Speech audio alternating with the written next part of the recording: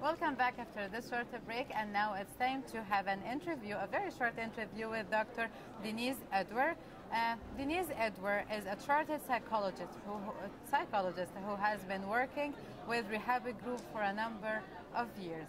She delivered a very interesting session yesterday, and we are glad to have you here in the studio so we can elaborate more on what the session was about. I'm sure it's entitled Exploring Self-Management Tools via Wellness Recovery Action Planning. So what can you say about yesterday's session? Okay, well, first of all, it's a privilege to be here at the conference, and thank you for inviting me. And my session yesterday was on 21st century recovery, and what I was looking at was exploring, as you said, self-management tools, so things that people can do on a daily basis to manage their well-being, to manage their positive mental health.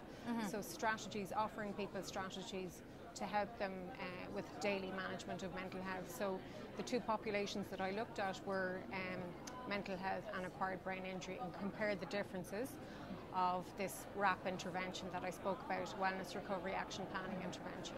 Dr. Denise, you are a psychologist, and we know that psychologists play a very crucial role in the life of people with disabilities.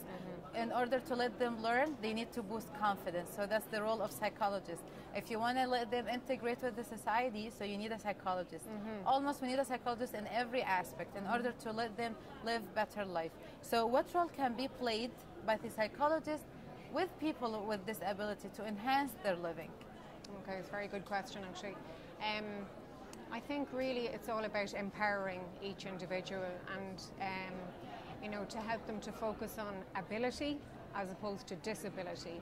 So to focus on, what am I proud of? What am I good at? What are my character strengths? Instead of focusing on the areas of deficit, what have I got to offer to the world, and what have I got to be proud of? Because we all have something to be proud of. So I think the role of the psychologist is to help to empower each individual to access those skills and to access those character strengths. Very great. And now here, to what extent the psychologist can help people with disabilities to reach independence?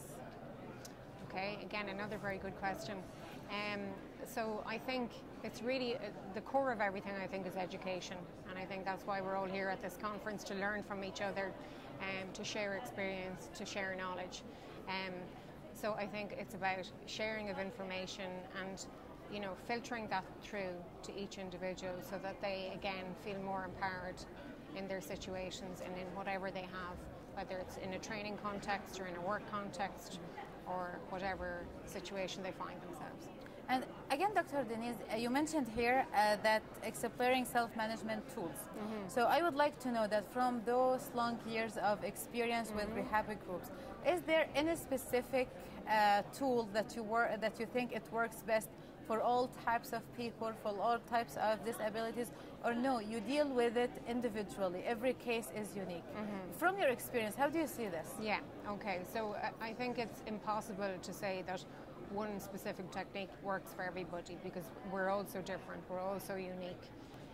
So what works for me may not necessarily work for you. So it's really about working with each individual to see what is it that helps you to manage your daily well-being. So for me it might be, making sure I get some exercise, making sure I spend time around positive people, making sure I spend time doing things, engaged in things that I love, being involved in some type of gainful employment or gainful activity.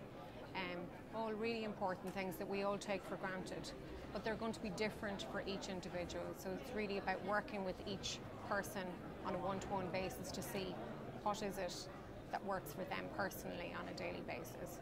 Okay, very interesting. And now let's talk more about the integration with the society. Since yesterday, I realized that it's one of the main barriers that face people with disabilities. They have problems with communicating, deep interaction. So what can we do here as a psychologist in order to let them overcome this? I mean, is it engaging them in groups? Is it like talking to them one person to person? What are your techniques on this? Okay, so again, I think it's about education and spreading knowledge, you know. So everybody, there's what, over 3,000 people at this conference, with so many wonderful research, so many wonderful presentations, so many wonderful findings. So first of all, we need to share these findings, get them out to the world, you know, to show people what can be done. And again, I think the focus needs to be on ability as distinct from disability. That's really, really important, that we're celebrating people. We're not focusing on the things that they can't do, we're focusing on the things that they can do, you know. And I think that it's, because you're absolutely correct in saying that, you know, sometimes people have a very difficult experience of being in the world and feeling socially excluded. So it's important that we are proponents for people, you know, that we act as advocates and speak for the people who can't speak for themselves. I believe that you mentioned a very great tip here for all people, not only for psychologists, but for each and every party of the society, which is to let them focus on the ability, not on the disability. I believe it's a very great tip. Here we came to the last question of this interview. This international conference has speakers from more than 18 countries. More than 54 international delegates are gathering here. How do you see this? And have you had talks with other psychologists and professors from different countries all over the world? Because you are from Ireland, we have lots of speakers from all the continents. How do you see this gathering? Absolutely fantastic. We have just received such a welcome. It's just an absolute honour to be here in Riyadh. And yes, have met so many people from the United States, from Europe. Of course, we're flying the Irish flag, but it's just been amazing and so great to share ideas, to share knowledge, to share experience, and to see what people are doing research-wise around the world. It's an exciting time. I think it's a really great time to be involved in this field of work. By this, we come to the very end of our interview. I would like to thank you very much for your time, and I wish you good time. I wish you that you have time to provide other psychologists with your tools, and other psychologists can provide, you know, this exchange of experiences will help a lot and will pour into the interest of people with disabilities. By this, we come to the end of our interview. Very short break, and then we'll be right back. Stay tuned.